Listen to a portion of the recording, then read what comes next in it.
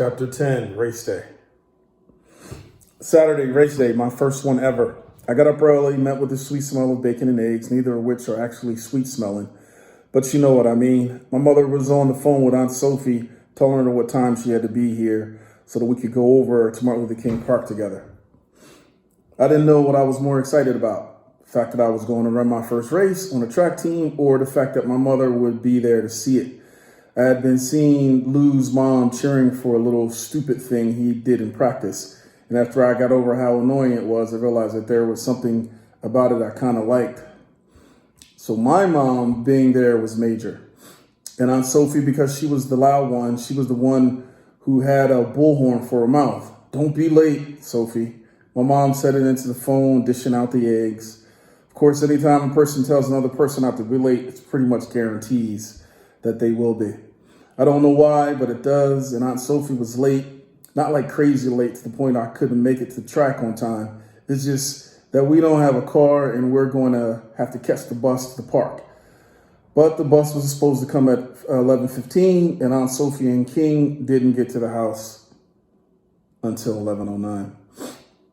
I was in the bathroom staring at myself in the mirror. Coach had given me my uniform the day before after humiliating me at the sports store. Well, I kind of humiliated myself. But whatever. When we got back to my house, he told me I had earned it and that he'd hoped he'd never have to bail me out like that again. "I won't really put you in the trunk," he said, smirking. "And just tell your mother and cut you from the team." "I'll just tell your mother and cut you from the team." "That's way worse." Got me. Coach dangled my jersey and shorts out in front of me and I didn't get him big time. I made it up in my mind that I wouldn't do nothing that stupid ever again. At least I would try not to, especially judging from the way I felt holding that electric blue uniform. I usually get dressed in the living room, but I just wanted to be a surprise for Ma when I came out. And I could have gotten dressed in the bathroom, but it's too small and I couldn't risk doing anything stupid like dropping my jersey in the toilet or something. I know it sounds impossible, trust me. It's not. I mean, not like I ever dropped anything in a toilet or anything, but it could happen. So I did what I never do. I got dressed in my bedroom. I stood in the middle of the room with the door wide open and pulled my shorts on. Then my jersey. I looked around at the posters of LeBron on the wall from when he played for Cleveland the first time. My bed, the same cover, same pillow, same everything that night.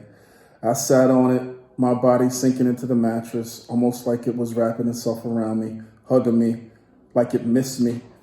And if the door wasn't open, I couldn't see straight down the hall to the living room. I might have freaked out, but I didn't lose it. I just took a deep breath and let the flashes of the night come over me. My mother, flash. That cover's being yanked over me, flash.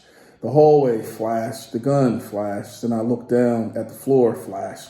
My silver bullets waiting for me.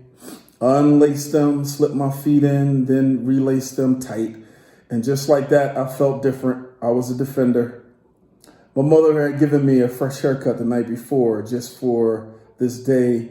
And I hit the bathroom to brush it and see if maybe a few waves were popping out. Or at least to make sure it wasn't one of her jacked up cuts. Thankfully, she got it close to perfect, almost no patches. While priming in the mirror, I heard Aunt Sophie come in. She was hollering about how they were late because she had to make a sign to hold up when I was running. "Castle." My mother called from the living room. There, here. Let's go.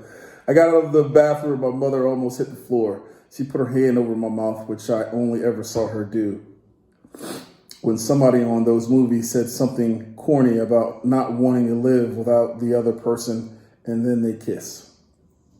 "Look at you," Mom said, hugging my neck, her eyes instantly wet. "You look like a champion. You look like a superhero," King said.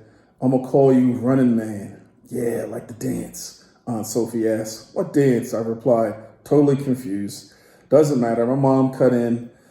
Now back to business. She grabbed her purse. "We gotta go."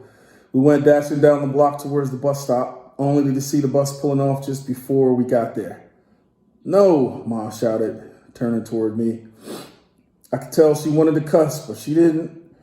She just bit her lip, then looked at me and said, I'm so sorry, baby, but it was okay. I had walked it so many times, and I knew that it was only like a 15-minute trek. With all the stops the bus was going to have to make along the way, we could probably get there quicker if we walked anyway.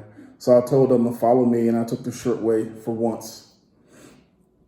Imagine it, my mother in yellow pants with flowers all over them, not scrubs, and lipstick and red cheek stuff on her face, and my aunt with jeans and sneakers with a bright pink t-shirt and a baseball cap, and my cousin King dressed in shorts and a tank top, same shoes as my beat up ones, holding a big neon sign.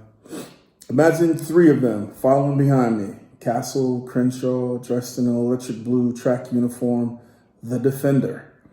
We walked past the fish market, the wig shop, and everything sports before I realized I had to make one quick stop. Mr. Charles' store. Luckily, it sits right in the middle of everything.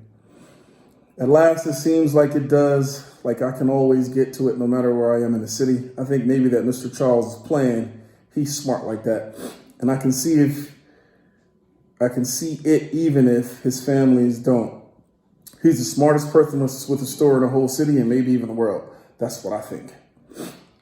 When we got there, I told Ma and Aunt Sophie and King to give me a second. Just need to get something, I explained. I pushed the door open, and there Mr. Charles was, standing behind the counter as usual, staring at his television. Castle, how are you, my friend? Mr. Charles said, holding his hand out. What's with the getup? This is my track uniform, the Defenders, I explained, pointing to the gold word pointing across my chest. Who? Mr. Charles leaned in so he could hear me. The Defenders, I said louder. The track team I told you about. Today's my first race, and I just wanted you to see me. There was no way I could hide the excitement in my voice. All right, Mr. Bartman, it's your turn.